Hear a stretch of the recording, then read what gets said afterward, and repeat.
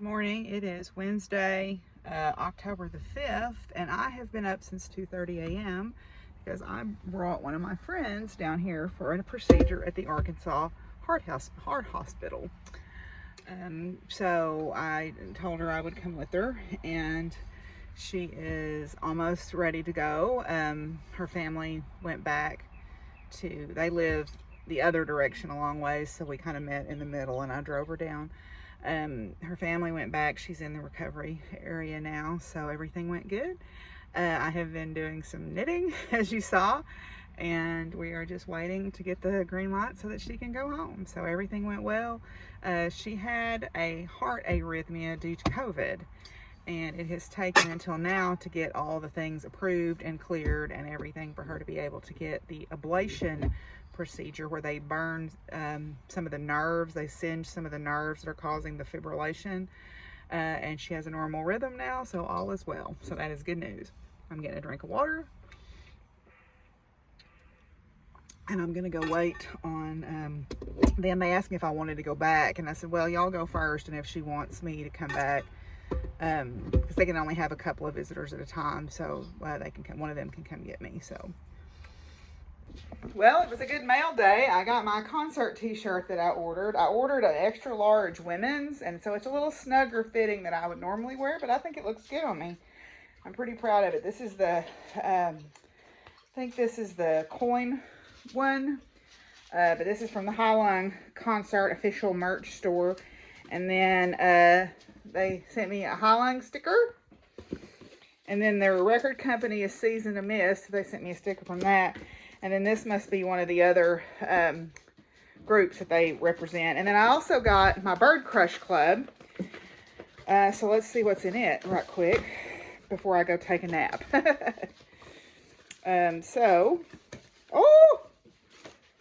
It is the long-eared owl. Look at that. That's awesome. The long-eared owl is this month's Bird Crush. So let's see.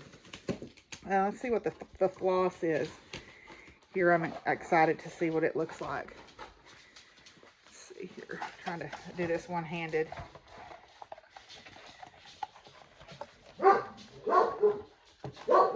Oh, look at that pretty brown. That is the floss for the Bird Crush Club. This is, again, Threadworks. So isn't that beautiful?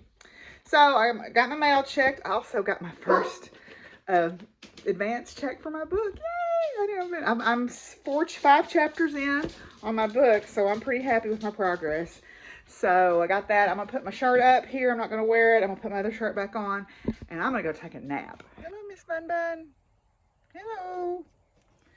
You got your water on me. Yeah, hello, Bun Bun.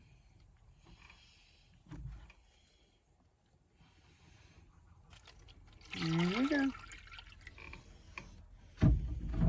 Y'all enjoying that? Because you keep turning it over. Yeah, you think you're funny, don't you? Woo, no, I haven't committed murder. I've been picking pokeberries. They're nice and plump right now. So I thought I would try the high vinegar concentration dye on some cross stitch fabric that I have and see what it makes it look like. We'll see. I don't know if I've got any white vinegar, but I can easily get some tomorrow. I've got my own doctor's appointment tomorrow for my annual checkup, because, you know, we gals got to do that. You know, and everyone who has those parts, whether you're a he, she, they, or whatever, you need to have those checked out and make sure you're not having any kind of trouble. So even if you don't like it, and even if it's kind of embarrassing, you still got to go, because I want you to stay here. I want you to stay around. I don't want you to get sick from something that we could prevent. So I'm picking pokeberries. See how nice and fat and plump they are right now? So they're full of juice, and I'm going to see about dyeing some cross stitch fabric with these later. Hi, Luna. Yes, you have a soft meow. Yes. Oh, she's a good girl. She's a good Luna. Yes, and Willie's very jealous. Willie's jealous. Well, I was supposed to have my annual exam annual gynecological exam today, and they called me right as I was starting to get ready and said that my doctor is sick today, so I've got rescheduled. So that's fine. I'm not concerned about that at all. It works out well now, so I can go to the feed store and go to the grocery store. So yay. I was talking with my tattoo artist yesterday while I was at the heart hospital with my friend. You know, several people stopped by because I had short sleeves on, and they were like, "Oh, those tattoos are so beautiful." Well, one of them was a tattoo artist, and he actually tried to touch me, and I'm like, "Oh no, don't do that." For one thing, he had on like some right-wing propaganda shirt, first of all, but second of all, consent is a thing, Buckminster. Don't touch people without asking. I've noticed when I wear my hair down because it's so long, or if I have on short sleeves, sometimes people think they can just randomly touch me. I'm like, no, don't do that. I mean, I realize they mean it well as a compliment, but still, consent is a thing. You know, body, you know, we have sovereignty over our bodies, and I get to decide who touches me. My friends, that's fine most of the time. But even then, they ask usually first if they can hug me or whatever, unless they know me very well. And what is it? I wonder if they would do that to men. I mean, does that happen to men? I know that sometimes I see women touch men, and men have body sovereignty too if they're tattooed or whatever. You shouldn't just randomly touch people. Did your parents not teach you to not randomly touch things? Anyway, so yeah, we're going to the feed store. Well, I got through grading my exam, so I thought I would head out into the horse pasture and do a little bit of foraging, see what's out here. I got some more pokeberries to make another dye bath round out of. I think I've got some fabric that Chris gave me that I don't like the color. So I think I might try and see what happens. I don't know if it's going to work, but I'm also going to head up here to where I think there's some goldenrod blooming and get some of that, and we'll see what happens. So this is one of the patches of goldenrod on my place. It's just starting to bloom. In another week or so, it'll be blooming in full force, and the bees will be working it over. So, isn't it beautiful? Okay, so this is a little bit different earlier blooming species of goldenrod. This is the common wrinkle-leafed goldenrod, and you can see the flowers are a little further along on it, and it's got a lot of little pollinators flying around on it. So I'm going to cut some of these. I've already got a pretty decent basket going here, so I'll cut a few more. Well, this is how badly we need rain. This is my pond in my horse pasture, and you can see how low it is. This is the lowest I've seen it in a very long time, probably since 2012. Normally it's up in the trees here, but you can see how low it is. That's not good. We're supposed to get rain next week though, so hopefully that'll break our cycle that we've been in, and we can start getting back on a more normal rain, dry spell cycle. Hi, Bo. What a handsome man. How's that boy? How's that Bo?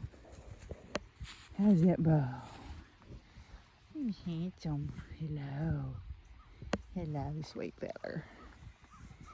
Hi, buddy. You seen what's in my basket? What a good boy. What a good boy. Oh, I'm sorry. I didn't mean to scare you. It's okay. I didn't mean to scare you. It's okay. Hi, sweet boy. Hi, sweet buddy. Well, here come part of the vandals. Hi, vandals. Where's Charlie? Where's Charlie? My goodness, y'all are eating high on the hog, aren't you? Look at you, round little things. Look at you, round little things. Hi. Banjo. Loki. Hershey. Yes, you're very round. You're very round. I don't have anything in my basket for the vandals today. Hello, Pumpkin. Hello. Yes, there's nothing in the basket. Hello. Nothing for you anyway. No, we don't need it. Here comes Charlie. Here comes Charlie and Mama Angel. Yes, hello. Here's Charlie. Oh my goodness, Hershey. That's ugly. So you decided to come around the other way, did you? Okay. You gotta make your own entrance. Hey, Pumpkin. Get good scratches. That's good scratches. Yes, and some good pumpkin scratches. Hi, Trix. Y'all gonna follow me back? Okay. Well, here goes nothing. I've got my goldenrod in a pot. I'm gonna, it says to, it's already getting a little bit gold, isn't it? It says to put it in a pot of water, just barely cover it, and then let it warm. Don't let it boil. I've got another pot of pokeberry. I got a few leaves in there by accident, and I'll add that to this, and I'm gonna have some fabric to play around with to see what I can do. Okay, so it's time for our cards to wrap up this couple of days here. So today we're doing 4 and 5. So 4 is power, which is Freya. And it says, Freya, the Norse goddess of creativity, love, and beauty, explores the issue of power through her connection with the warring Aesir and peaceful Vanir. The Norse divided their gods and goddesses into 2 groups, the Vanir and the Aesir. Worshipped during the agricultural Bronze Age, the Vanir lived as one with the earth as they coaxed food from its fertile soil. Unfortunately, the Iron Age brought not only the first development of hunting tools and weapons, it also brought with it the combative Aesir, who declared war upon the Vanir. For the sake of peace, the Vanir agreed to give the Aesir their beloved goddess of beauty, Freya. In this way, Freya became the bridge between the old world before iron tools and the new, where power was often expressed with violence instead of diplomacy. Accordingly, she is associated with power. Freya's myth offers the lessons that true power lies in the ability to choose between aggression and passivity at the right time. Often when we feel the need to express power, we forget to consider the best way to do it. We react instead of observing objectively. Remember, the more powerful a person is, the less they might need to use. That's a good lesson there. Okay. And then our card number 5 is tradition, Juno, or this would normally be the, let's see, 5 is not the emperor, it's the Hierophant, Okay, so the powerful Roman goddess Juno is affiliated with tradition.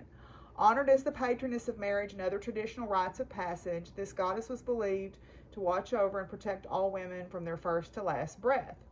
For this reason, among other Roman women called their souls Juno in honor of the goddess. To this day, many people consider the month of June, which still bears Juno's name, to be the most favorable time to marry. Another tradition sacred to Juno is the Matronalia festival, which is no longer observed. Every year on the 1st of March, the matrons of Rome held this special festival to ask the goddess to bless their marriages and help them safely give birth to healthy babies.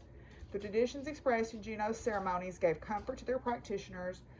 They also offered a sense of continuity as they passed from one generation to the next. However, tradition for tradition's sake can be empty. Any ritual, can empty any ritual of nourishment or power. To keep them meaningful, sometimes traditions need to be questioned and revitalized. All right, I think those are both great lessons for today, right? So I'm going to sign off here, and I will check in with you guys in a couple of days.